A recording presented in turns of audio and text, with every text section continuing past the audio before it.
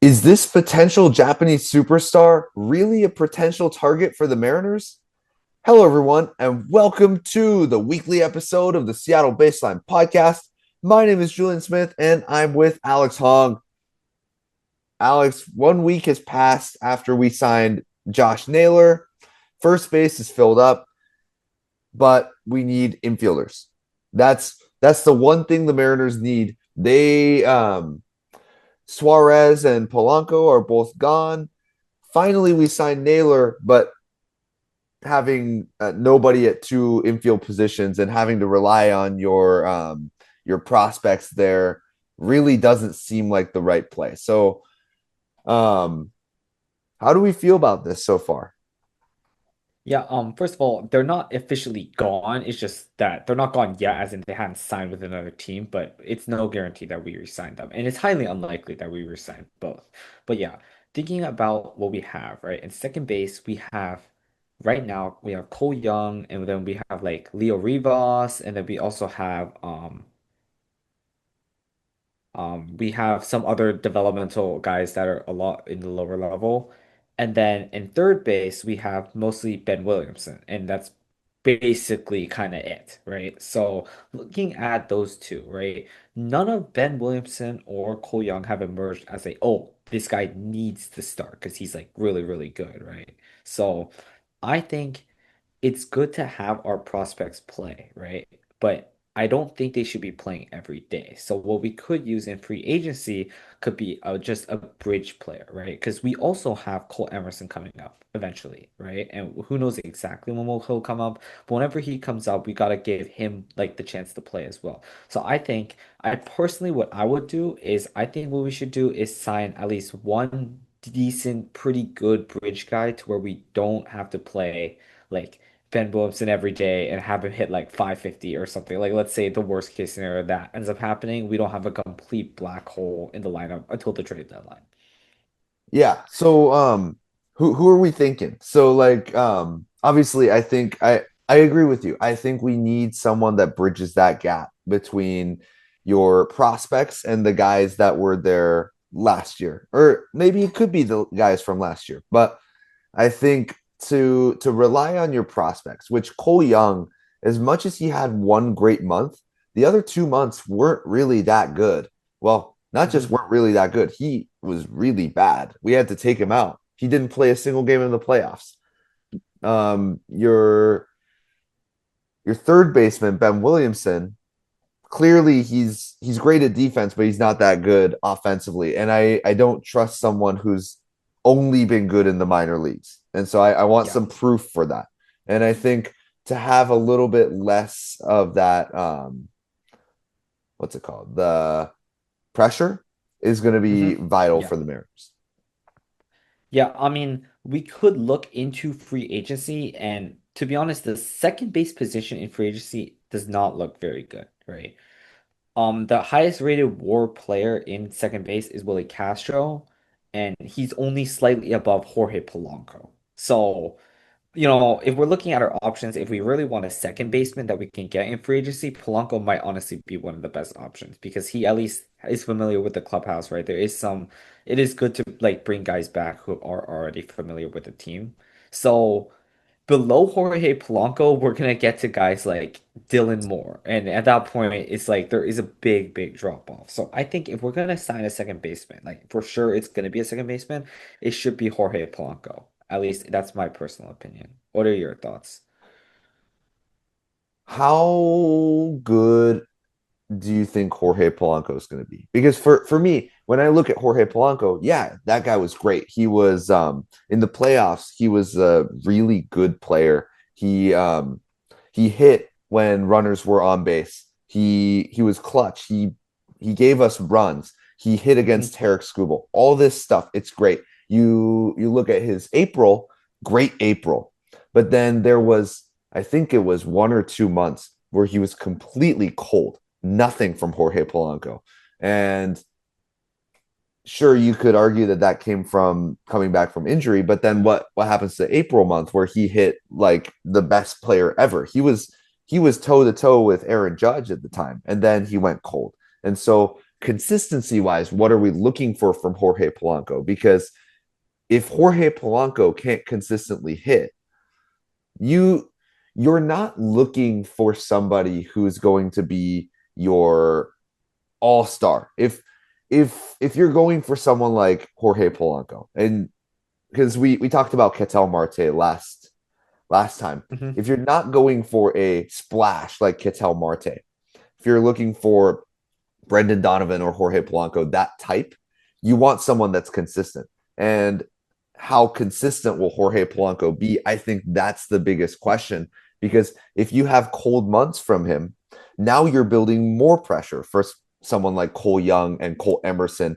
who are trying to, well, for Cole Emerson, debut in the major leagues and he's the top prospect. And so he wants to be a Julio Rodriguez. Like he wants to be that type of player. You don't want to build that much pressure on him. He already has the pressure to succeed. If Jorge Polanco becomes cold Jorge Polanco of 2024 or that May, June area Jorge Polanco that didn't hit anything last year, then what did you sign him for? I think that with Jorge Polanco, you really need to trust that he's going to be a consistent guy that's not going to turn the off switch on exactly when you need to turn the on switch. I think the Mariners, they need to make a decision on exactly why did Jorge Polanco play bad, like last year and in May, right? Is it because of the injury, right? And the team probably knows way more than we do because we're just watching. We're not actually like with Jorge Polanco. So, if the team actually thinks Jorge Polanco had those bad stretches due to injury and the rest of those months and even the previous years before Minnesota, he was really good because he's just talented and really good, then that might be in a sense or more like a thought of, oh, okay, I believe Jorge Polanco can maybe not play as well as he did last year, because last year he played unbelievable, right, for the second half of the year. But even if he plays a little bit lower than that, that's still going to be pretty good production, right? And obviously you'd be paying him. Not exactly sure, but it's probably above $10 million, maybe less than Oh, 15. What absolutely. are you, right? Around that range, do you think? Um, 10 to I'd say 15 just around range? 15. Like I, Yeah, okay. if I were Jorge Polanco, I'd be asking for at least 15. Yeah, right. So, okay. So let's say you're paying $15 million. Do you think you're going to get $15 million? Are you paying him that much money to produce what he did last year, or are you paying him that much money to produce what you think he'll produce, which might be a little less than that? And you got to decide if that's worth it or not.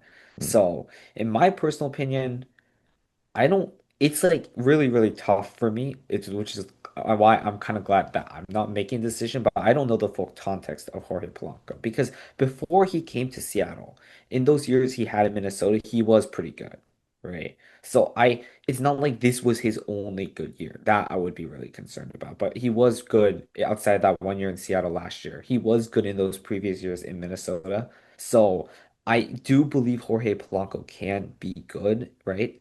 And unfortunately, his defense isn't that great, but I mean, he can still play second base, right? To an extent. So that's like okay in that department. But yeah, I personally, it depends on what we want to do and maybe if we want to actually get a third baseman or not. But if we do for sure want a second baseman, I think if you get him for like 3 years or so, that's not the worst Okay. contract. Okay, if it's any more than that, I'd be a little concerned because it would be a bigger risk and his age, he's like 32 years old, I believe, so he could be getting up there. He's not like incredibly old right now, but he could be getting up there. And I think what we need to realize is that there's a clear difference between signing Jorge Polanco and getting Ketel Marte from the Diamondbacks. Hmm. That's the difference. Where if you're going for Ketel Marte, I'm willing to give the Diamondbacks Cole Young. I'm willing to trade him the piece that we were supposed to put at second base because this guy is not the bridge. He's your guy. He's your all Yep. star at second base. For Jorge Polanco, he's the bridge. I don't even know if I'm willing to sign him for 3 years. I'd say 2 years is the maximum I can go. The Mitch Garver contract is probably what I would give Jorge Polanco. That's the But first more offer that I AV, would give. right? Like the Mitch Garver contract, but per year, I'd probably give him $14 to $15 million. That's probably the contract I would offer Jorge Polanco. 2 years of $30 million, Hmm. Okay. and that's as high as I'm willing to go because I think that for years wise, you only need Jorge Polanco to bridge the gap. You're at this point, you don't want to have to think about, hey, if Colt Emerson doesn't work out. No, that you just shrug that off. You have Ben Williamson who can play defense at third. And then you have Cole Young who debuted last year and has the experience to maybe become his true Cole Young top prospect self in 2026. And Hmm. so if these players don't work out, you still have the safety net of Jorge Polanco, but it's to say that Jorge Polanco is not your long-term option at second base. I think that it's a good option for the Mariners if they want to pursue that. Yeah, and hopefully Jorge, well, he have to like be willing to do like a little bit of a short-term deal. Maybe you have to give him more annual value per year for him to like want to do that. But yeah, it's a little tough there. But um, the other option, right, that we talked about is to fill the hole at third base rather than second Mm, base, right? So we could talk about the several options there. There is one option that is like technically in-house because he was on the team last year, and that's Eugenio Suarez. We talk briefly about him, but I personally am not the biggest fan of bringing back Suarez for a few reasons.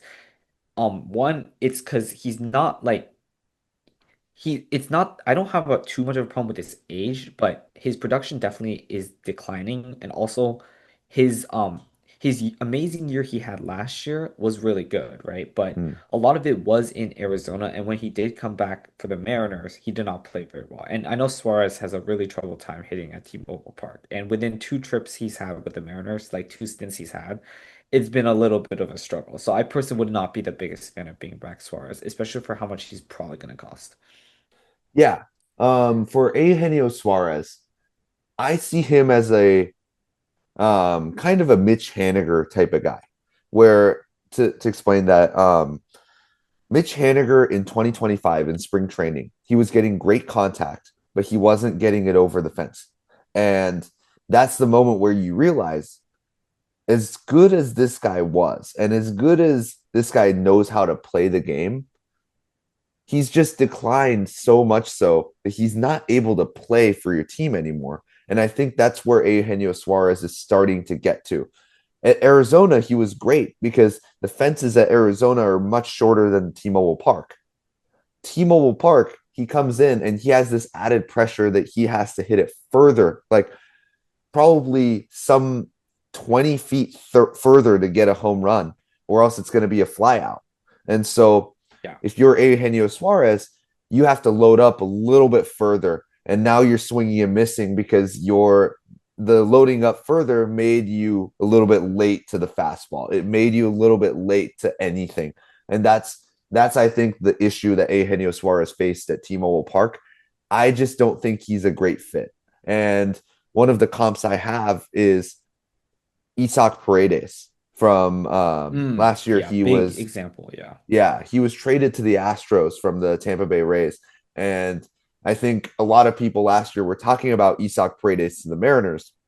But the big issue was that as good as Isaac Paredes was, he just wasn't going to be able to put it over the the home run in T-Mobile Park because he just didn't have that power, that extra oomph of power. With Pete Alonso, it doesn't matter. With Cal Raleigh, it doesn't matter. With Julio Rodriguez, it doesn't matter because all three of these guys have power. With Eugenio Suarez, it does, and that's the issue. And I think the one of the big things for the Mariners when they brought back Josh Naylor was that they knew that he had this power to put it over the home run area, the yellow line at the T-Mobile Park, and that's something that even though Josh Naylor was a contact hitter in 2025, going into 2026, yeah, if he decides I want to crank on this ball, boom, it goes over the net. So I think that's what separates Eugenio Suarez from the Mariners is just extra 10 to 20 feet of power that Eugenio Suarez doesn't have. And you're not going to add that power in your age 35 or 36 season. That's what you add in your age 30 season. And Eugenio Suarez is way past that. So I personally, I don't think Eugenio Suarez is that good of a a player to bring back for the Mariners. If you're other teams, then yeah, definitely. Eugenio Suarez is a great home run guy. But with the Mariners, I think Eugenio Suarez just doesn't fit the park. His style to hit a bunch of home runs, but shorter home runs, I just don't think fits the Mariners very well. Yeah, Paredes is like one of the biggest examples. He did terrible right when he went to the Tampa Bay Rays, but then when he went to the Astros with the Crawford boxes, he was like launching homers like it was nothing. So yeah, park factor is definitely a big deal. But I think we should move on and talk about a player who definitely has a lot of power. There's no question about if there's no question about like his level of power that he has. And he's the Japanese slugger Murakami from Japan. So Julian, I know you have a lot more familiarity with the Japanese league. Do you want to talk to us about who he is and what is he good at? And hint hint, he's power. Yeah, he has. So Munetaka Murakami played in the WBC in 2023, and if I think that's like the easiest way to go check him out if you're a American Major League Baseball fan trying to search up Munetaka Murakami. I think that's like your easiest way to go find him on the internet. So for those of you who don't know, I was born and raised in Japan in Chiba area, which is where Roki Sasaki played before he came to the major league. So that was when I went to Japan last year. That's stuff that I was looking at is like pictures of Roki Sasaki on the stadium and stuff like that. That was super fun. But Munetaka Murakami, I think he's an interesting player. I think that as you mentioned, there's no question if Munetaka Murakami has the power to put it over the home run line with the Mariners because he does.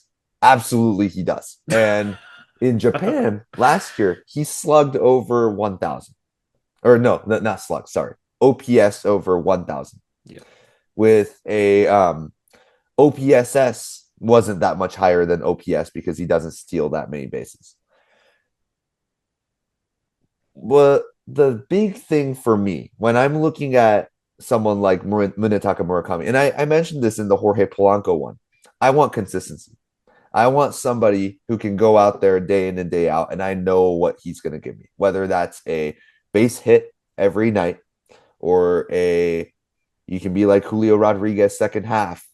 I'm expecting a Mhm. double from you almost every night. Something along those lines. Murakami does not give you that. He'll give you a 3 homer game and then immediately give you nothing for the next 3 games. That's Yeah. that's offensive profile of Munetaka Murakami. Lots of strikeouts, 30% in Japan. Probably translates to about 40% in the US just because so many breaking balls are not the same in Japan. The rhythm actually is not the same in Japan. If you look at Shohei Ohtani, for example, his he changed his batting form from taking his foot up and then using that power to time it up versus now he doesn't lift his front foot. He twists it a little bit, and that's how he times it up.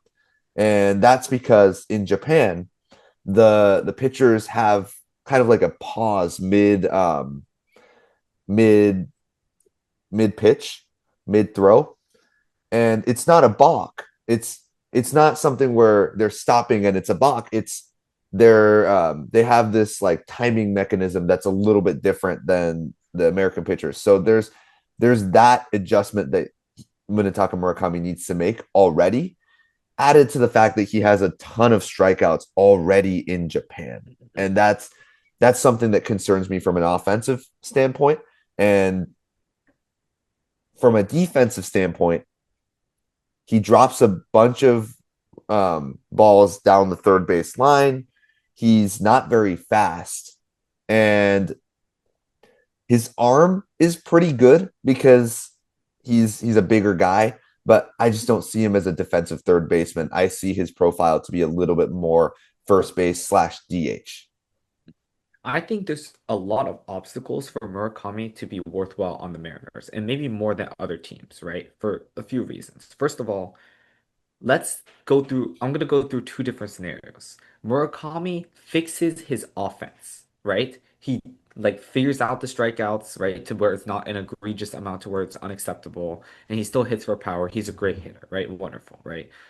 He might still be a bad defender, right? And that wouldn't be a problem on a lot of teams because he could just be the DH, right? And I know you're signing him for a lot of money to be the DH, but maybe an emergency third baseman, right? Or whatever, first baseman, and then designated DH, that's okay, right? Because everyone has a DH now, right? That could be an option, right? But that still Mm, is like an obstacle you need to climb. The problem with the Mariners is that we have Cal Raleigh who needs to DH, right? Every few days. And I know in the playoffs he won't DH, but in the regular season he's going to have to DH every few days, right? Which means we have to put Murakami on third base because if you sign him for this much money, you're not just going to bench him, right? You're not just going to not put him on, right? yeah. That means for him to be worthwhile on the Mariners, he also has to figure out his defense. So we have two things that are very difficult to achieve, and we need both of them to happen for me to feel like this is worthwhile, right? And I don't need him to be some superstar third baseman, okay? I just need him to be somewhat competent. But if he's like dropping balls, if he's like, it's a disaster. If you hit it to third base, it's like, oh, this might be an infield single, right? You don't like we can't have stuff like that happen. So in my eyes, for Murakami to be successful, there's too many barriers for a team like the Mariners to have him cross for that to be successful. So I'm not the biggest fan of this signing for purely that reason alone. And that's good enough for me to justify that I'm not that interested. And even if he does fix his offense, which can, like, I can see a path to where that happens, but I don't see the path to where he fixes his defense and his offense. Mm. So there's a big thing that Murakami does that gets him a ton of strikeouts, and that's the fact that he literally cannot hit anything over 93 or 94 miles an hour. And Yes. so my theory on Murakami, and I don't know how much I'm right on this, but what I think is that I just don't think his eyesight, his adjusting to the ball that's coming towards him is very good. Because look at his defense. He's dropping balls that's coming towards him. Like that usually doesn't happen to third baseman. That's something you train all the time. And I'm sure Murakami does. The Japanese baseball teams, they train their players on defense because that's something that's if you have defense, you have value. Look at Hye-sung Kim for the Dodgers.